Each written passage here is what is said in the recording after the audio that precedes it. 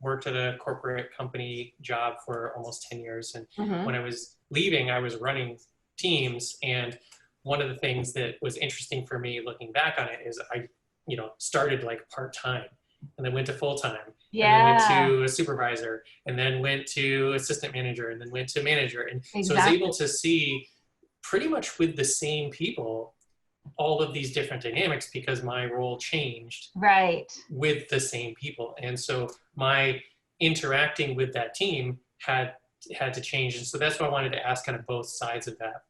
Yeah, and so I'll mention something else too, is that what your experience that you're describing, your personal experience about the way you moved up in an organization is really, really common, where you started in a certain level, you move up, and a lot of times no one stops to work with you on how to notice the dynamic, how to notice it in yourself. So that's where working with a coach can be really, really powerful, is that a coach can help people understand, and this is what I do with my clients, is it helps people understand some of the language and the dynamic that goes on around communication with their team. So just a quick story.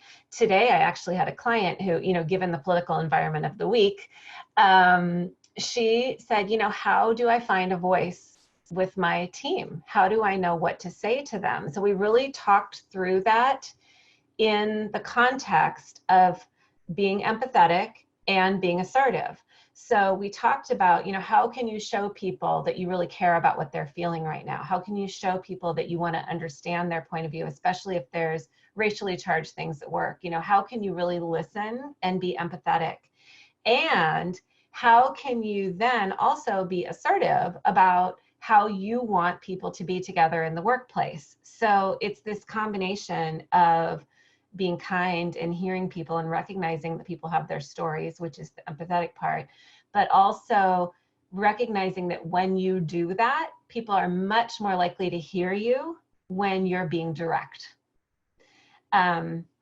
So I think, anyway, back to your example of you moving up in an organization, is that sometimes when you move quickly, you are promoted for your expertise, but not necessarily for your leadership.